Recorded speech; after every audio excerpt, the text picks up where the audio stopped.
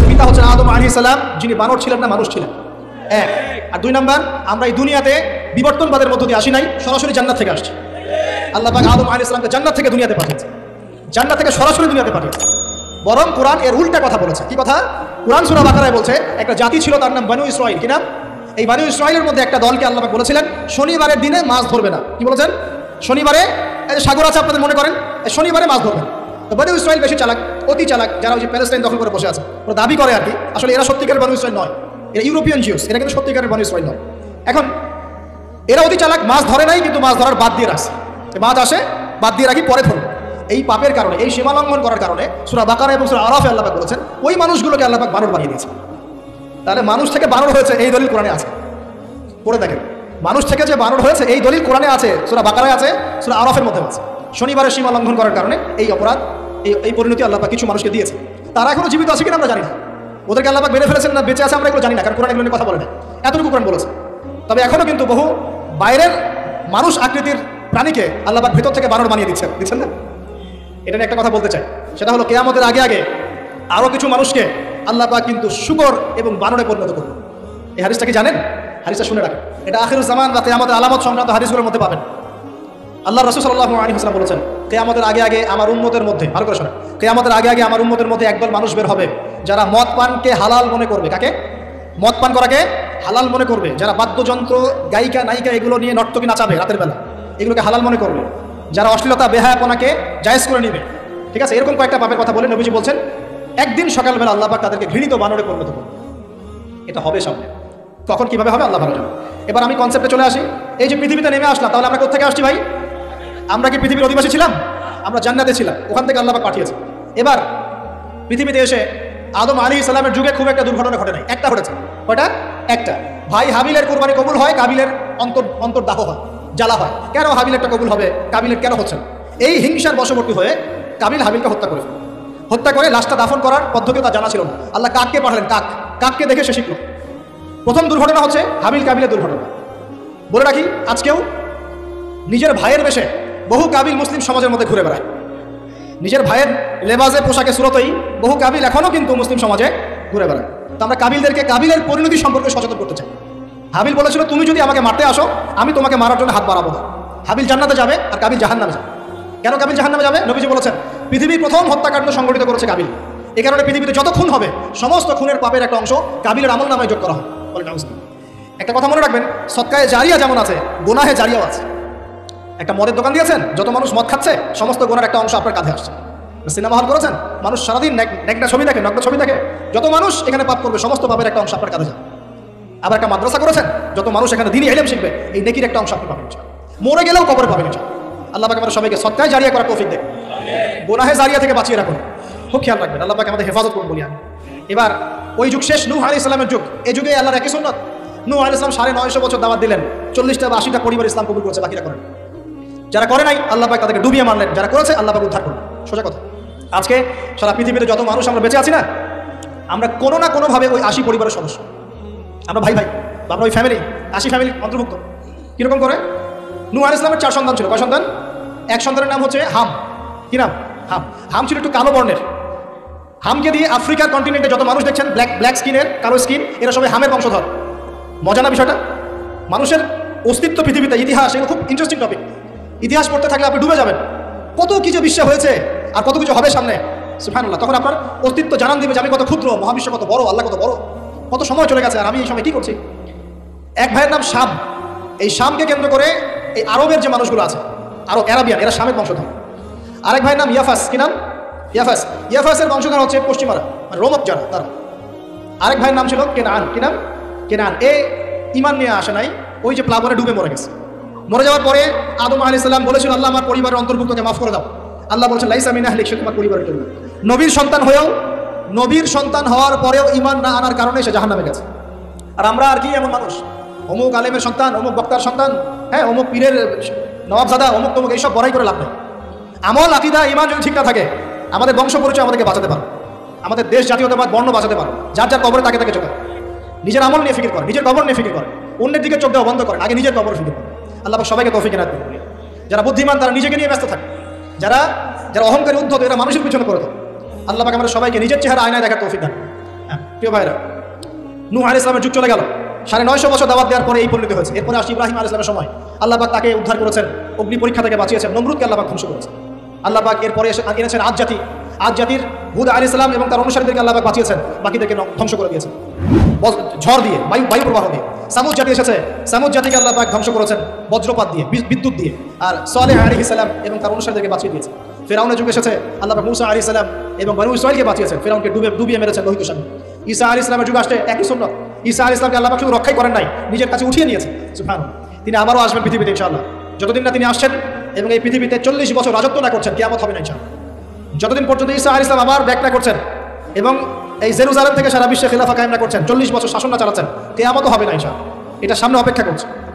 এবং নবী সাল্লাল্লাহু আলাইহি ওয়াসাল্লামের যুগে আবু জাহেল, আবু লাহাব বা সাইবাদেরকে আল্লাহ পাক ধ্বংস করেছেন, আল্লাহর নবী এবং সাহাবীদেরকে আল্লাহ পাক সম্মানিত করেছেন। আপনি কি পুরো হিস্ট্রির মধ্যে একটা সুন্নত দেখতে পাচ্ছেন, কমন সুন্নত? কি সুন্নত? প্রত্যেক যুগে যুগে যারাই আল্লাহর ওই যে বিধান মেনে চলেছে, সমকালীন নবী রাসূলদের আনুগত্য করেছে, আল্লাহ পাকের আনুগত্য করেছে, আল্লাহ পাক তাদেরকে উদ্ধার করেছেন দুনিয়াতেও পরকালে। প্রত্যেক যুগে যুগে যারাই আল্লাহকে মানে নাই, রাসূলকে মানে নাই, আল্লাহর আসমানি কিতাবকে মানে নাই, বিরুদ্ধাচরণ করেছে, কুফরি করেছে, শিরক করেছে, আল্লাহ পাক সবাইকে ধ্বংস করে দিয়েছেন, কারো কোনো পরোয়া করে না।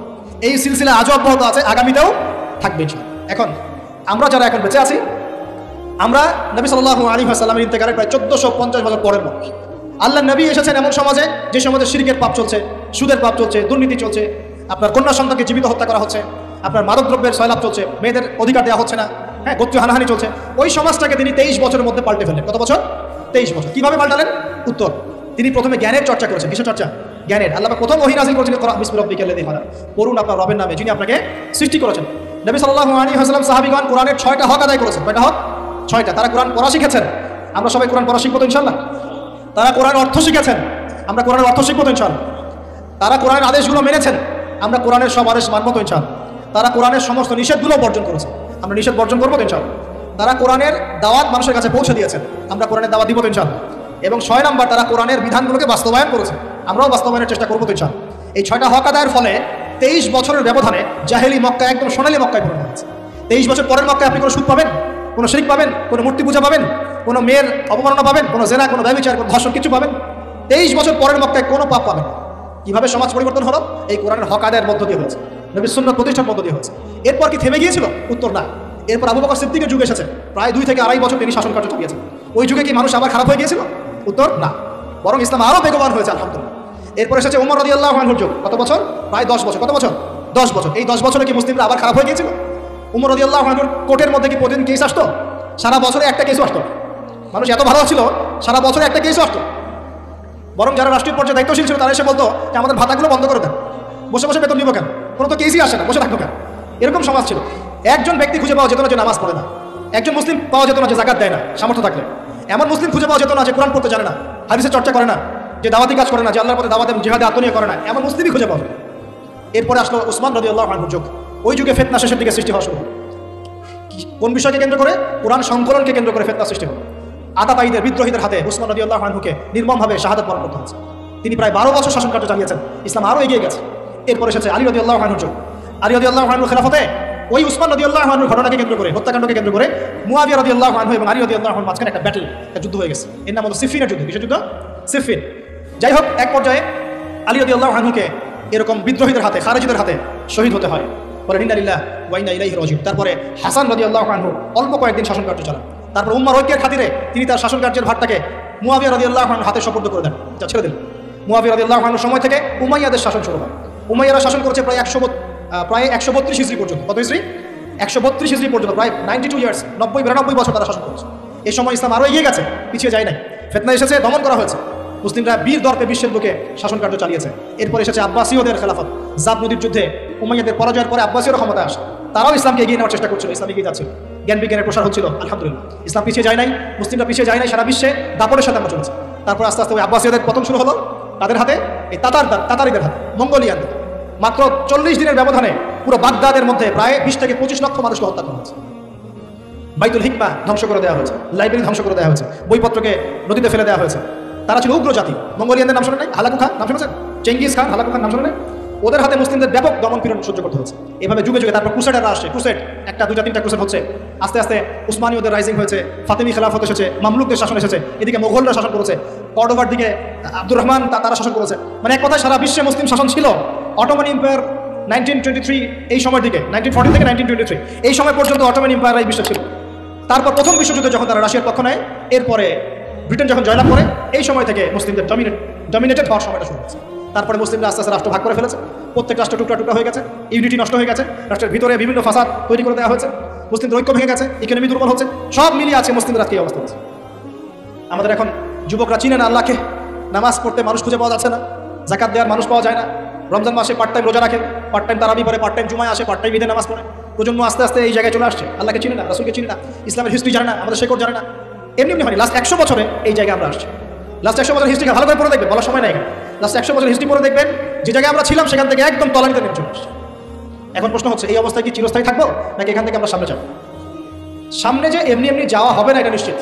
সামনে যাওয়ার জন্য কিছু কাজ এবং ক্রাইটেরিয়া মেনটেন করতে হবে। আমরা জানি এরপরে আসবে ইমামুল মাহদির শাসন, তারপরে আসবে নবী ঈসা আলাইহিস সালামের শাসন, তারপরে দাজ্জালকে মেরে ফেলা হবে। আর দাজ্জালকে মেরে ফেলার আগে দাজ্জাল তার অনুসারীদেরকে নিয়ে বিশ্ব শাসন করবে 40 বছর। 40 বছর না, 40 দিন। 40 দিন। প্রথম দিন হবে 1 বছরের সমান, দ্বিতীয় দিন হচ্ছে 1 মাস, তৃতীয় দিন 1 সপ্তাহের সমান। তারপরে দিনগুলো আমাদের দিনের মতোই। এরপর ঈসা আলাইহিস সালামের আগমনের মধ্য দিয়ে তার ধ্বংস হবে। এরপর ইয়াজুজ আর মাজুজ বের হবে। ইয়াজুজ আর মাজুজ খুব হিংস্র হবে, তাদেরকে হত্যা করার ক্ষমতা মুসলিমদের থাকবে না। মুসলিমরা তুর পাহাড়ে আশ্রয় নেবে, আল্লাহ পাকের গজবে তাদের ঘাড়ের মধ্যে একটা ভাইরাস জন্ম নেবে, এতে তারা মারা যাবে। বড় বড় নখরওয়ালা প্রাণী আল্লাহ পাঠাবেন, পাখি, এরা এসে থেকে উঠিয়ে উঠিয়ে কোনো জায়গায় ফেলে দিবে, মহাবিশ্বের কোনো এক জায়গায় নিয়ে ফেলে দেবে। তারপর আল্লাহ পাক বৃষ্টি বর্ষণ করবেন, প্রচুর বৃষ্টি বর্ষিত হবে এবং বিশ্বের এই জমিনটা উর্বর হবে। তখন একটা ডালিম দেখেছেন, ডালিম, একটা ডালিম একটা পরিবার খাবে, একটা ডালিমের খোসার মধ্যে একটা পরিবার আশ্রয় নিতে পারবে, এত বড় বড় ফসল হবে। 40 বছর ঈসা আলাইহিস সালাম এই বিশ্বকে শাসন করবে ন্যায়ের ভিত্তিতে, আদালতের ভিত্তিতে। ঘাটে মহিষ এক ঘাটে পানি খাবে, বাঘে মহিষ এক ঘাটে পানি খাবে, কেউ কারো উপর জুলুম করবে না। এরপর তার বিয়ে শাদী হবে, সন্তান হবে এবং তার ইন্তেকালও হবে স্বাভাবিকভাবে, এবং তাকে দাফন করা হবে নবী মুহাম্মদ সাল্লাল্লাহু আলাইহি ওয়াসাল্লামের কবরের পাশে, রাউজার পাশে। এরপরে মানুষ আবার খারাপ হওয়া শুরু করবে, এতটা খারাপ হবে যে মানুষ রাস্তার মোড়ে মোড়ে জেনা ব্যভিচারে লিপ্ত হবে, কুকুর শেয়ারের মতো। এই অবস্থায় পশ্চিম দিক থেকে সূর্য উঠবে এবং ব্যবসায়ী ব্যবসা করতে বসেছে, কাপড় খুলেছে, এই কাপড় গুটিয়ে নেওয়ার আগে কিয়ামত হয়ে যাবে। একজন ব্যক্তি পানির বোতল খুলেছে, পানি মুখে দেওয়ার আগেই কিয়ামত হয়ে যাবে। একজন ব্যক্তি বাসা থেকে বের হয়েছে, বাসায় ফেরত যাওয়ার আগে কিয়ামত হয়ে যাবে। উটকে পানি পান করানোর আগে কিয়ামত হয়ে যাবে। ওই সময় তওবার দরজা বন্ধ হয়ে যাবে। এই ইসরাফিল আলাইহিস সালাম সিংহায় ফুঁক দিয়ে দিবেন, মহাবিশ্ব ধ্বংস হয়ে যাবে। আল্লাহ পাক দ্বিতীয় ফুৎকারের মধ্য দিয়ে আবার সবাইকে উঠাবেন এবং এই দুনিয়ার জীবনে আমরা যে কাজগুলো করেছি এর হিসাব আমাদেরকে দিতে হবে। সেদিন যদি আমরা আল্লাহর কাছে প্রত্যেকটা কাজের হিসাব দিতে পারি, কোরআন সুন্নাহর উপর থাকতে পারি, আল্লাহর বিধিবিধান মেনে চলতে পারি, এই কারাগারের জীবনে আল্লাহর বিধান মেনে চলতে পারি, ইনশাআল্লাহ যে জান্নাত থেকে আসছি আবার সেখানে ফিরে যাবো। আর যদি ওই দিন আমরা হিসাব দিতে ব্যর্থ হই, আল্লাহ না করুক, তাহলে ওই ইবলিসের সাথে, তার অনুসারীদের সাথে আমাদের সবাইকে জাহান্নামে থাকতে হবে। এভাবে হিস্ট্রি শুরু হয়েছে, হিস্ট্রি শেষ হবে। এই দুনিয়া চিরস্থায়ী হবে না, আর আমাদের অবস্থা এমন থাকবে। এখন শেষ কথা হচ্ছে, এই অবস্থা থেকে উত্তরণের জন্য আমাদের কি করণীয় আছে? উত্তর, আমাদের প্রথম দরকার জ্ঞান চর্চা। কি দরকার ভাই? জ্ঞান চর্চা, প্রচুর জ্ঞান চর্চা প্রয়োজন। জ্ঞান নাই কিছু করতে পারবে। দ্বিতীয় কাজ হলো আমাদের সবার দরকার জানা অনুযায়ী আমল করা। জানা অনুযায়ী আমল করা, যে যত বেশি জানি আমল করার চেষ্টা করি, আল্লাহ পাক তৌফিক দান। এরপর দরকার আদর্শ পরিবার গড়ে তোলা। পারিবারিক আদর্শ সুন্দর হলে পরে সমাজটা সুন্দর হবে ইনশাআল্লাহ। আল্লাহ পাক আমাদের সবাইকে আদর্শ পরিবার গড়ার তৌফিক দান। দিনদার মেয়েকে বিয়ে করবেন, দিনদার ছেলেকে বিয়ে করবেন, অল্পে তুষ্ট থাকবেন, পরিবারের বিষয়ে সবর করবেন এবং সন্তান সন্ততিদেরকে মানুষ করে যাওয়ার চেষ্টা করবেন। এরপর দরকার আমাদের হালাল রিজিক। সবাই যদি হালাল রিজিকে সন্তুষ্ট থাকি, সমাজের মধ্য থেকে অন্যায় এমনি অটোমেটিক কমে যাবে ইনশাআল্লাহ। প্রত্যেকটা কাজ করার আগে চিন্তা করবো কিভাবে করলে হালাল হবে, কিভাবে করলে হারাম হবে। এরপর দরকার নবী সাল্লাল্লাহু আলাইহি ওয়াসাল্লামের সুন্নাহ মাফিক জীবন গড়া। 24 ঘন্টার দিন রাতে যে কাজগুলো আছে, এই কাজগুলোকে নবীর সুন্নাত অনুযায়ী করার চেষ্টা করবো, আল্লাহ পাক তৌফিক দান করুন। আরও দরকার আমর বিল মারুফের কাজ করা, মানে সৎ কাজে আদেশ করা। আমাদের সবাইকেই দাওয়াতি কাজ করতে হবে। একজন দুজন করবে, বাকিরা করবেন এমন নয়, সবাইকেই পার্ট টাইম হলেও দাওয়াতি কাজ করতে হবে। নামাজ আপনি পড়ছেন, নামাজের দাওয়াত দেন। আপনি যাকাত দিচ্ছেন, যাকাতের দাওয়াত দেন। আপনি রমজান মাসে রোজা রাখছেন, অন্য ভাইকেও রোজা রাখতে উৎসাহিত করেন। আপনি সুদ খাচ্ছেন না, অন্য ভাইকেও নিষেধ করেন, ভাই আপনিও খান। আমি যা করি সেটা আপনি অবশ্যই প্রচার করুন। আপনি যা করেন সেটা আপনি প্রচার করুন, যা করেন না সেটা বলতে যাওয়ার দরকার। তবে হ্যাঁ, আমলের কথা আপনি বলতেই পারেন। যদি আপনি তাহাজ্জুদ নিয়মিত পড়তে নাও পারেন, মানুষকে আপনি বলতে পারবেন তাহাজ্জুদ নামাজ পড়েন, তাহাজ্জুদ নামাজ পড়তে পড়া ভালো। ইনশাআল্লাহ আস্তে আস্তে আপনি নিজেও আমল করার চেষ্টা করবেন, আল্লাহ তৌফিক দান। আমর বিল মারুফ, সৎ কাজে আদেশ করতে হবে। আরেকটা হচ্ছে অসৎ কাজে নিষেধ করতে হবে। সৎ কাজে শুধু আদেশ করলেই হয় না, অসৎ কাজেও কি করতে হয়? নিষেধ করতে হয়। মনে রাখবেন, শুধু সৎ কাজে আদেশ করলেই জীবনেও কোনোদিন আপনার উপর কোনো বালা মুসিবত, বিপদ আপদ, গালি তহমত আসবে না। যখন আপনি সৎ কাজে আদেশের সাথে সাথে অসৎ কাজেও নিষেধ করা শুরু করবেন, তখন চতুর্দিক থেকে আপনার উপরে বাধা আসা শুরু হবে। এটাই সুন্নাত। তবে এটা নবীর সুন্নাত। আল্লাহ পাক বলছেন, কুনতুম খায়রা উম্মাহ উখরিজাত লিন-নাস তা'মুরুনা বিল মা'রুফ ওয়া তানহাউনা 'আনিল মুনকার ওয়া তু'মিনুনা বিল্লাহ। আর আমাদের দায়িত্ব হচ্ছে পরবর্তী প্রজন্মকে মানুষ করে যাওয়া, নিজেদের জানমাল সময় শ্রম দিয়ে আল্লাহর জমিনে আল্লাহর দিনটাকে প্রচার করা, প্রসার করা, প্রতিষ্ঠার চেষ্টা করা এবং চরমপন্থী না হওয়া, আবার গোলালু মার্কা শৈথিলতাবাদীও না হওয়া, মধ্যমপন্থী থাকা, নিজের দায়িত্ব পালন করা, অন্যকে দিনের দিকে ডাকা, আমাদের ঊর্ধ্বতন কর্তৃপক্ষ যারা থাকবে সবার সামনে ইসলামটাকে যুগোপযোগীভাবে সত্য মিথ্যাকে স্পষ্ট করে দিয়ে উপস্থাপন করা। তারা যদি কবুল করে আলহামদুলিল্লাহ, যদি নাও করে তাদের দায়িত্ব তাদের, আমাদের দায়িত্ব আমাদের। That's all. আল্লাহ রাব্বুল আলামিন আমাদের সবাইকে কুরআন সুন্নাহ মাফিক জীবন করার তৌফিক দান করুন, বলি আমিন। আমাদের সবাইকে আল্লাহ পাক পুরো ওয়ার্ল্ড হিস্ট্রি করার তৌফিক দান করুন, কোরআনের জ্ঞানী হওয়ার তৌফিক দেখ, এর অর্থ বোঝার তৌফিক দান করুন, নবীর সুন্নাহ মাফিক জীবন করার তৌফিক দান করুন, হালাল খাওয়ার তৌফিক দেখ, আদর্শ পরিবার করার তৌফিক দান করুন এবং দিন ইসলামকে বিজয় করার জন্য আমাদের জানমাল সময় শ্রম ব্যয় করে আল্লাহর পথে কাজ করার তৌফিক এনায়েত করুন। সকলেই বলে আমিন। আকুলু কওলি হাযা আস্তাগফিরুল্লাহ লি ওয়া লাকুম ওয়া লিসাইরিল মুসলিমিন।